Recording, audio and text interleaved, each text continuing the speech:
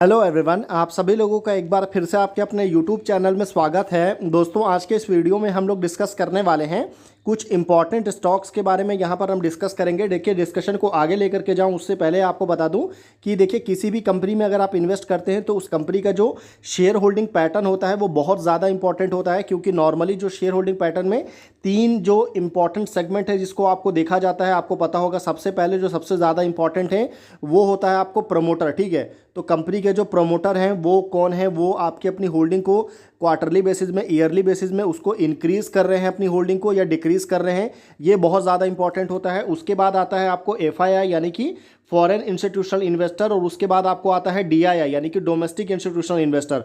तो आज के वीडियो में हम क्या डिस्कस करने वाले हैं, तो हमने येस्टरडे एक वीडियो बनाया था 2 दिन पहले, तो वहाँ पर हमने एफआईआई के बारे में बात किया था। मतलब ऐसी कुछ हमने 5 अलग अलग कंपनीज के बारे में बात किया था, जहाँ पर बेसिकली हमने पूरा फोकस जो है स्मॉल कैप स्टॉक्स के ऊपर में रखा था, जो एफआईआई ने फ्रेश बाइंग जो है रिसेंट क्वार्टर में यानी कि Q4 में किया है। अभी आज के वीडियो में क्या डिस्कशन है, तो आज के वीडियो में हम ऐसे टोटल 7 अलग अलग स्टॉक्स के बारे में बात करने जा रहे हैं। और ये जो 7 स्टॉक्स है ना, इसमें म्यूचुअल फंड की जो होल्डिंग है वो अभी हमको बढ़ते हुए देखने को मिल रही है। अब सीधी सी बात है, अगर म्यूचुअल फंड ने खरीदा है तो या तो प्रमोटर बेचेंगे, या फिर एफआईआई बेचेंगे, या फिर लास्ट में आपको पब्लिक की होल्डिंग डाइल्यूट होगी। ठीक है ना, तो देखते हैं आने वाले वीडियोस में, मतलब आने वाले टाइम में आपको किसकी होल्डिंग बढ़ी है, किसकी होल्डिंग कम हुई है, कौन सी ये 7 कंपनी है। ये 7 कंपनी स्मॉल कैप नहीं होने वाली है, स्मॉल कैप भी रहेंगी, कुछ आपको मिड कैप भी देखने को मिलेगा।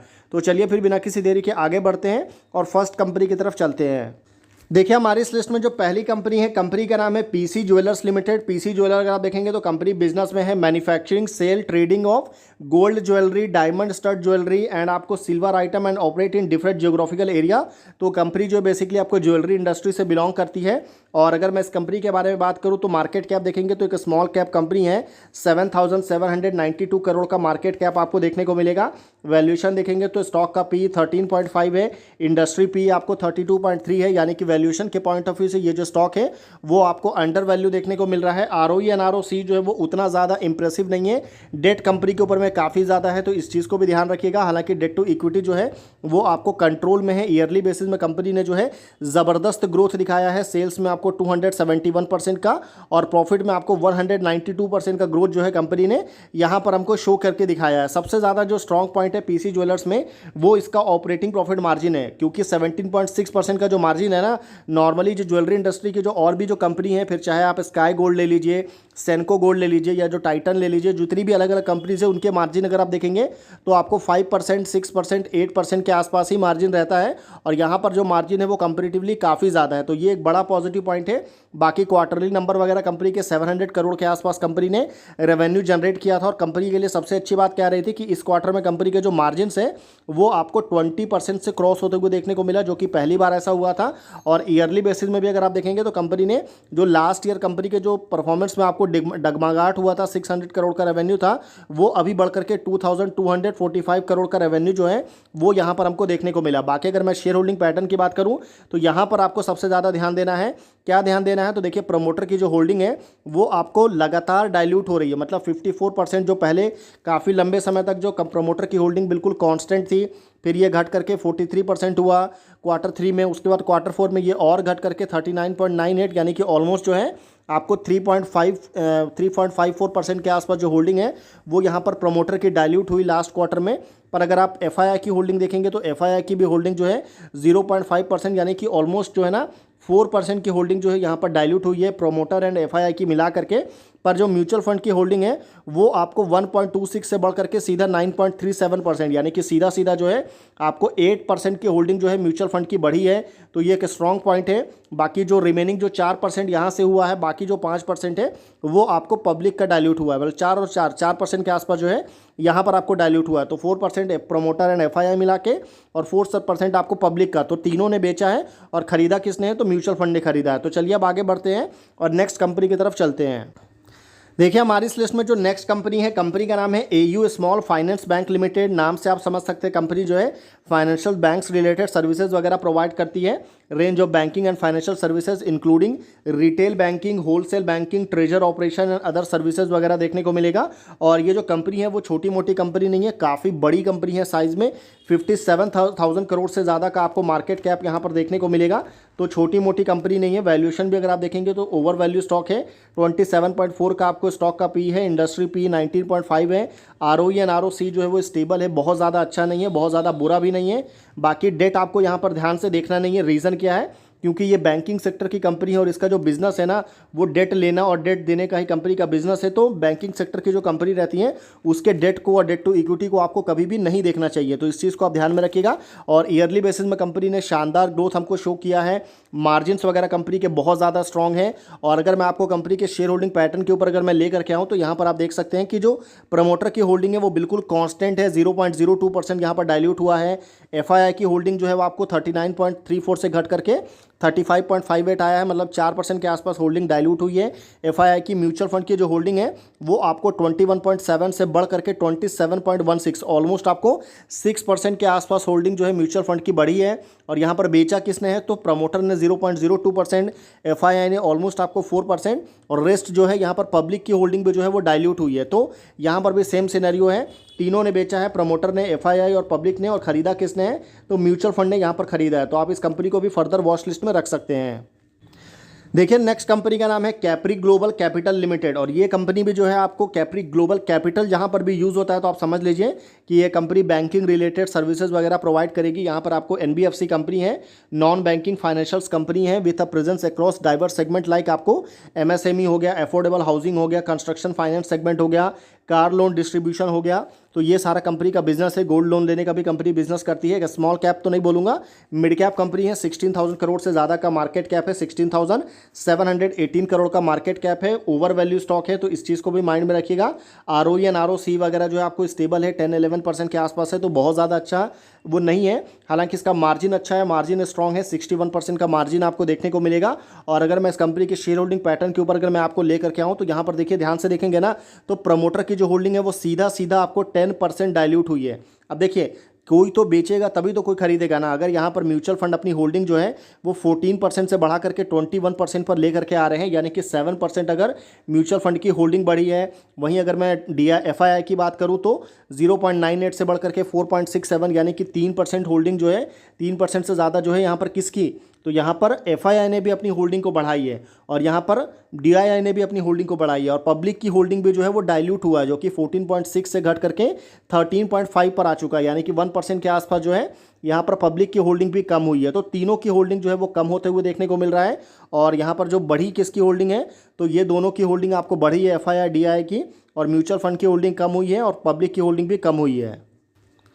देखिए हमारी इस लिस्ट में जो नेक्स्ट कंपनी है, कंपनी का नाम है team lease services limited. Team lease services की अगर मैं बात करूं तो ये जो कंपनी है वो आपको एम्प्लॉयमेंट रिलेटेड सर्विसेज प्रोवाइड करती है। मतलब आप बोल सकते हैं एक तरह से कॉन्ट्रैक्ट बेसिस पर जो है कंपनी आपको एम्प्लॉयमेंट प्रोवाइड करती है, और सॉल्यूशंस आपको staffing, recruitment, training, payroll, processing, regulatory compliances वगैरह कंपनी आपको ऑफर करती है। बहुत छोटी कंपनी है। अगर आप देखेंगे तो इसका मार्केट कैप भी आप देख सकते हैं, ओनली 3,410 करोड़ का मार्केट कैप है इसका। और वैल्यूएशन अगर आप देखेंगे तो स्टॉक का पी जो है 31.4 है, और इंडस्ट्री पी आपको 24.3 है। ROE एंड ROC यहाँ पर भी आपको कोई बहुत ज़्यादा इंप्रेसिव नहीं है। डेट वगैरह कंपनी का कंट्रोल में है, 100 करोड़ का डेट है। डेट टू इक्विटी भी 0.1 देखने को मिल रहा है, और ईयरली बेसिस में भी कंपनी ने एक स्टेबल ग्रोथ यहाँ पर शो किया है।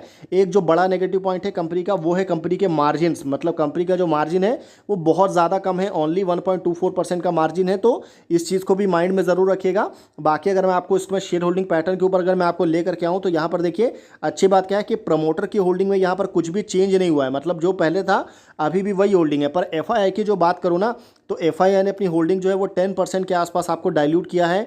और अब सीधी सी बात है, जब FII ने आपको बेचा है तो कोई तो खरीदेगा। तो DII ने सारा का सारा होल्डिंग जो है वो DII की बढ़ी है, 37 से बढ़ करके 47% पर पहुंच चुकी है। और अगर मैं पब्लिक की बात करूं तो पब्लिक की होल्डिंग जो है ओनली 9.69% है। तो किसी ऐसी कंपनी में जिसका मार्केट कैप 3,000 करोड़ है, वहां पर अगर आपको 47% की होल्डिंग अगर आपको म्यूचुअल फंड की और 11% अगर आपको होल्डिंग यहाँ पर FII की देखने को मिल रहा है, मतलब आप इस कंपनी कंपनी को फर्दर वॉच लिस्ट में रख सकते हैं, फर्दर आप इसके ऊपर में स्टडी कर सकते हैं, ठीक है। और भी बहुत सारे फैक्टर्स होते हैं किसी भी कंपनी को लेने के लिए, इसमें बहुत सारे फैक्टर्स, कंपनी का ग्रोथ, कंपनी ने पास्ट में कैसा परफॉर्मेंस दिखाया है, कंपनी का ऑर्डर बुक, बहुत सारे फैक्टर्स होते हैं, तो इस चीज़ को भी आपको माइंड में रखना है। देखिए हमारे इस लिस्ट में जो नेक्स्ट कंपनी है, कंपनी का नाम है AWL agri business limited. AWL का मतलब है अडानी विल्मर लिमिटेड, जो कि अडानी और विल्मर का आपस में डील है, आपको पता होगा। In edible oil and food and other FMCG product का कंपनी जो है आपको ऑफर करती है। बहुत बड़ी कंपनी है, अगर आप देखेंगे तो ये FMCG सेक्टर की लीडिंग कंपनी है। 34,000 करोड़ से ज़्यादा का मार्केट कैप है। वैल्यूशन अगर आप देखेंगे तो अंडर वैल्यू स्टॉक है, क्योंकि स्टॉक का P 27.7 और इंडस्ट्री P आपको 30 देखने को मिलेगा। डेट वगैरह कंपनी का काफ़ी ज़्यादा है, 1937 करोड़ का है। डेट टू इक्विटी जो है आपको वो 0.21 देखने को मिलेगा, तो कंट्रोल में है। ROE आपको 14% के आसपास है और ROC कंपेरेटिवली बेटर है, 20.9% देखने को मिलेगा। मार्जिन इस कंपनी में काफ़ी लो है, पर आप इस चीज़ को ध्यान में रखिएगा कि जो FMCG सेक्टर है ना, यहाँ पर सेक्टर में ही मार्जिन जो है आपको बहुत ज़्यादा हाई जो है वो देखने को नहीं मिलता है, तो कभी कभी आपको सेक्टर के हिसाब से भी चीज़ों को समझना होगा। बाकी अगर आप शेयर होल्डिंग पैटर्न के ऊपर आएंगे तो देखिए प्रमोटर की जो होल्डिंग है वो पिछले काफ़ी लंबे समय से जो है 87-88% आपको देखने को मिलता था। फिर आपको पता है कि सेबी का रूल्स आया था कि प्रमोटर की होल्डिंग जो है वो 75% से ज़्यादा जो है वो आपको, उससे ज़्यादा आपकी होल्डिंग नहीं हो सकती, तो प्रमोटर को अपनी होल्डिंग जो है वो डाइल्यूट करना होगा। तो प्रमोटर ने अपनी होल्डिंग जो है वो सीधा सीधा यहाँ पर आपको डाइल्यूट किया, 13% के आसपास डाइल्यूट किया, और अब प्रमोटर ने बेचा है।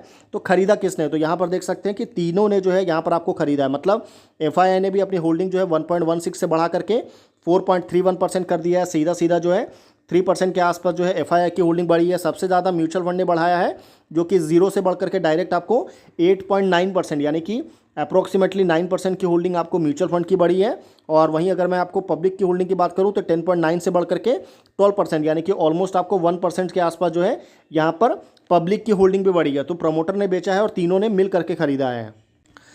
देखिए नेक्स्ट कंपनी का नाम है one source speciality pharma limited, और ये जो कंपनी है फार्मास्यूटिकल सेक्टर की कंपनी है।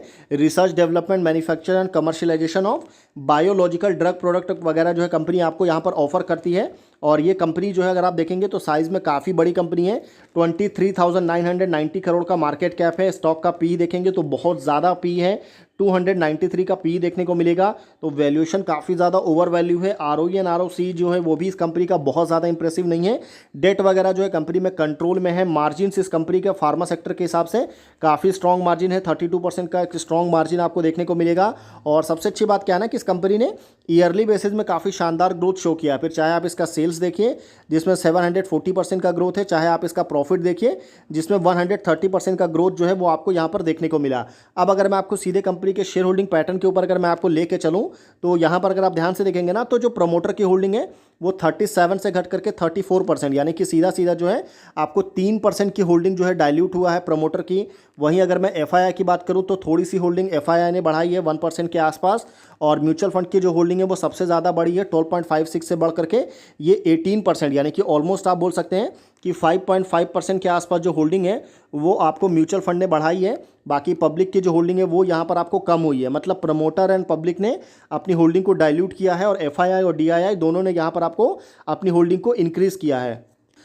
देखिए हमारी इस लिस्ट में जो लास्ट कंपनी है, कंपनी का नाम है TBO टेक लिमिटेड, यानी कि ये जो कंपनी है वो आपको बिजनेस में operating multiple online technology platform providing access for book global travel inventory हो गया aggregate through travel supplier like airlines hotels के लिए कंपनी आपको यहाँ पर काम करते हुए देखने को मिलती है। अच्छी कंपनी है, साइज़ में काफ़ी स्टेबल है। मार्केट कैप 14,000 करोड़ से ज़्यादा देखने को मिलेगा। स्टॉक का P देखेंगे तो 63.9 है। इंडस्ट्री P देखेंगे तो 37.8 है, यानी कि वैल्यूएशन के हिसाब से ये स्टॉक आपको ओवर वैल्यू देखने को मिल रहा है। हालांकि ROE एंड ROC के मामले में अब तक जितनी भी कंपनी हमने डिस्कस किया है सबसे स्ट्रॉन्ग ROE एंड ROC यहाँ पर देखने को मिलेगा, 25% से ज़्यादा का है। वैल्यूएशन तो हमने बात कर लिया, बाकी डेट वगैरह देखेंगे तो 214 करोड़ का डेट है। डेट टू इक्विटी भी आपको कंट्रोल में है, तो कोई दिक्कत की बात नहीं है।